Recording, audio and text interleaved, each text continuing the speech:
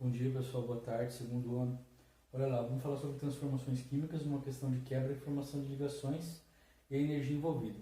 Então a gente vai retomar lá os exercícios, as informações do bimestre. Então vamos lá. Primeiro a gente vai começar com aquele experimento lá de teste de condução de corrente elétrica. Então olha lá, o que a gente vai precisar? Uma solução de sal. A solução vai ser água mais sal. Solução de sacarose, água mais açúcar. Solução de ácido acético, água mais vinagre. Solução de ácido clorídrico, o ácido mais a água. Solução de hidróxido de sódio, a água mais a soda cáustica. O dispositivo de teste, que são aqueles fios condutores com a lâmpada. E a gente vai colocar as duas pontas metálicas nas soluções e a lâmpada deve ou não acender. A lâmpada, um bastão de vidro para agitar as soluções. Então o procedimento: testar a condutividade das amostras das soluções, observar o grau de intensidade luminosa de cada amostra e justificar as diferentes intensidades luminosas. Olha lá. Então, o que aconteceu? Esse experimento de condutibilidade elétrica permite investigar a natureza elétrica da matéria, intensidade luminosa, e explicar a existência e a transferência de elétrons através das ligações químicas e a possível geração de íons em soluções aquosas das substâncias dissolvidas. Observando assim que muitas das propriedades dos materiais são explicadas a partir do conhecimento da estrutura da matéria. Portanto, ligação iônica, covalente e metálica determinam o comportamento da condutibilidade elétrica das substâncias. Olha lá o experimento. A solução 1, que é o sal mais a água, e o condutivímetro é colocado nela na solução e a lâmpada se acende. E o sal, ele é formado por ligação iônica, tem alta intensidade luminosa e muita quantidade de íons dissolvidos. Então, no momento que eu coloco o sal em água, ele se dissocia em Na+ e Cl-, e há condução de corrente elétrica.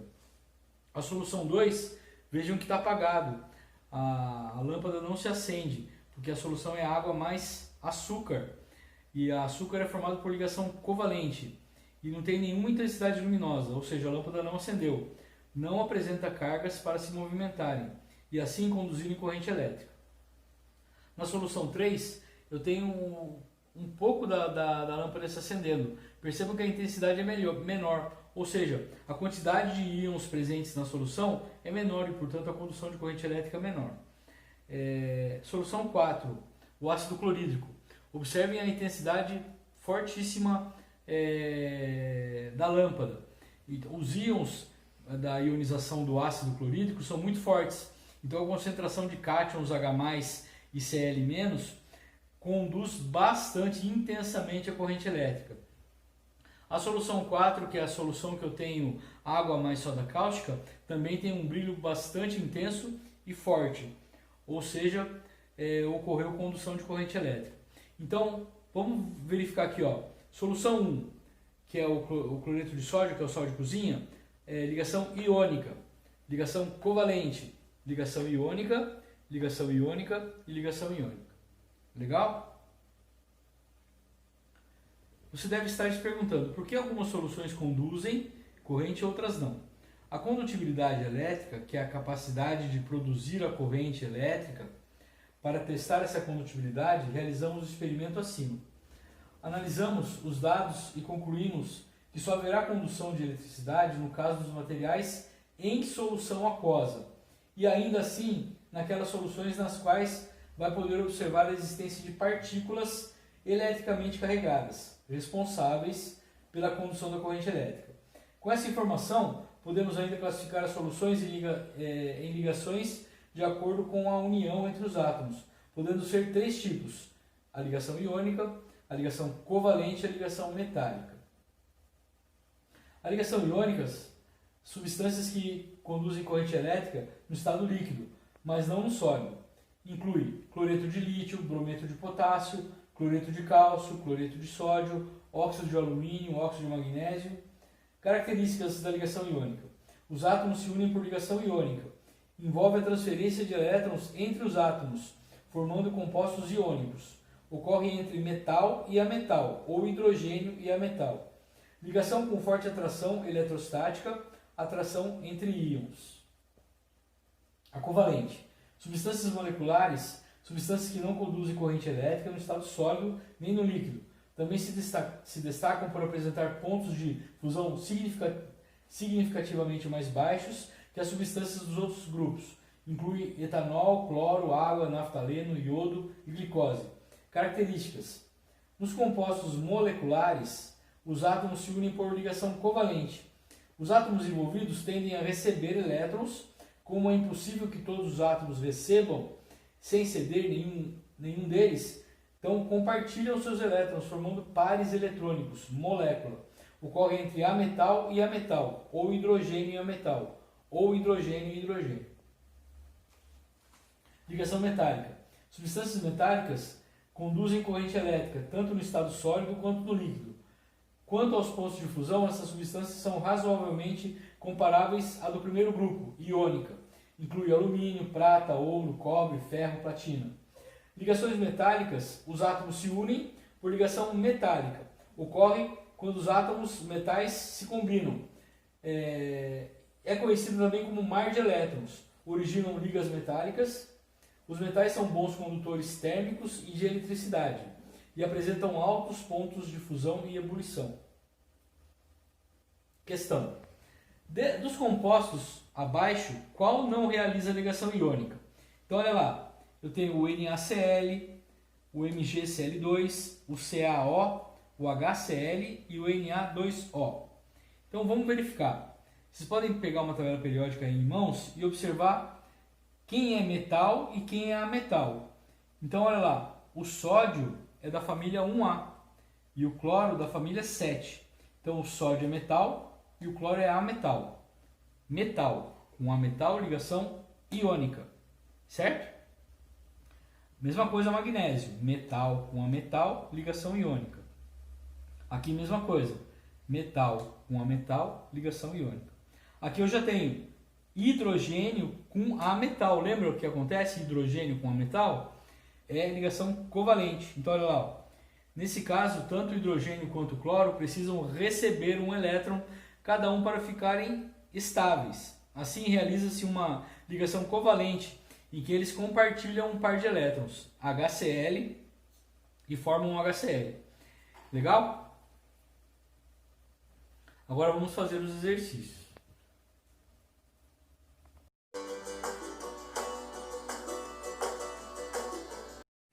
O próximo exercício.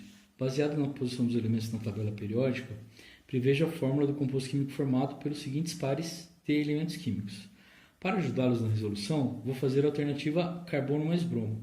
Olha lá, o carbono ele faz parte da família 4A. Lembra lá? Ó, 1, 2, 3, 4, 5, 6 e 7.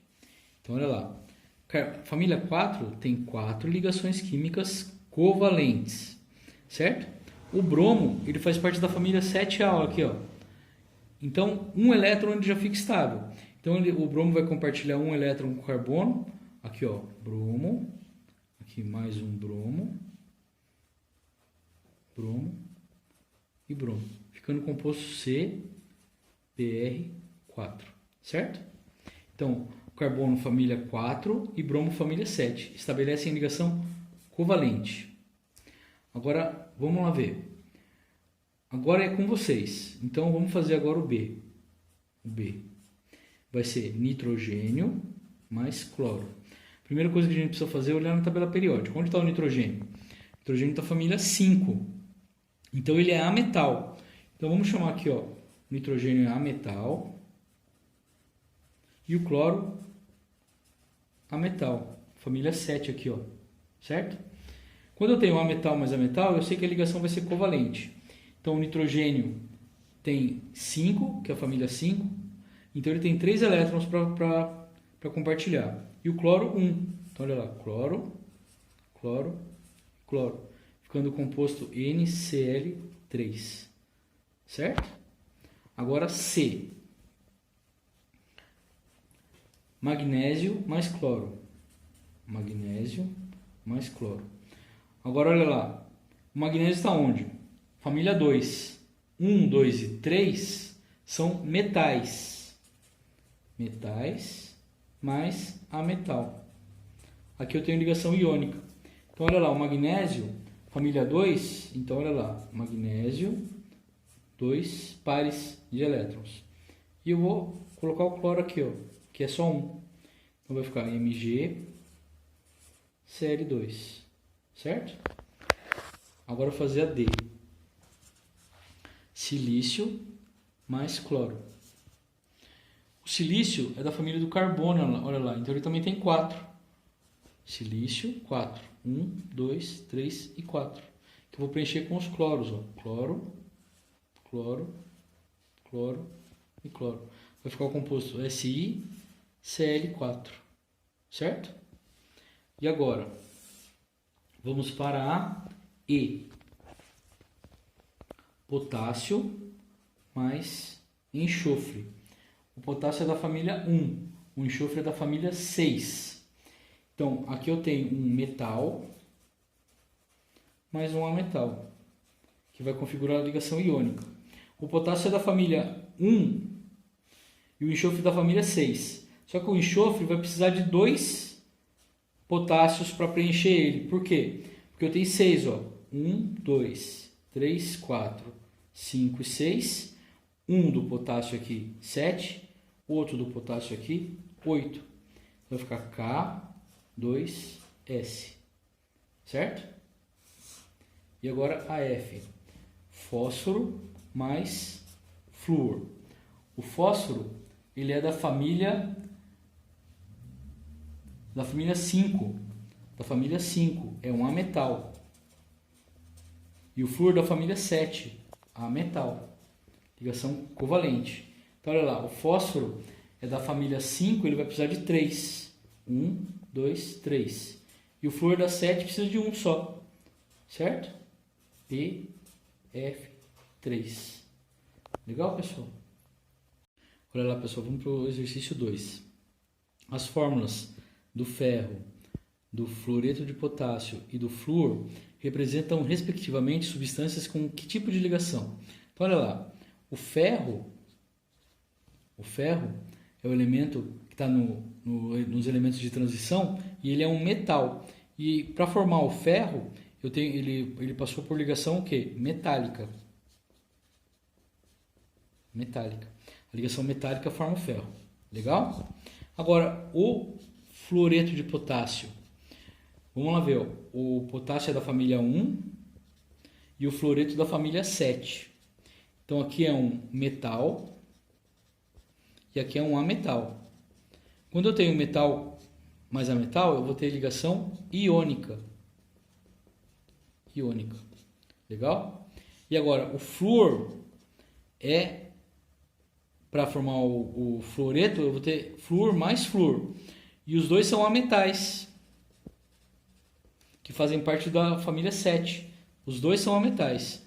Então, ametal mais ametal, formando o flúor, que vai ser formado por ligação covalente. Legal? Então, olha lá, qual a alternativa que eu tenho? Metálica, iônica e covalente. Então, olha lá, metálica, covalente e iônica. Não é. Iônica, não é. Primeiro tem que ser metálica. Ó. Covalente, também não. D, metálica, iônica e covalente. Então, alternativa D.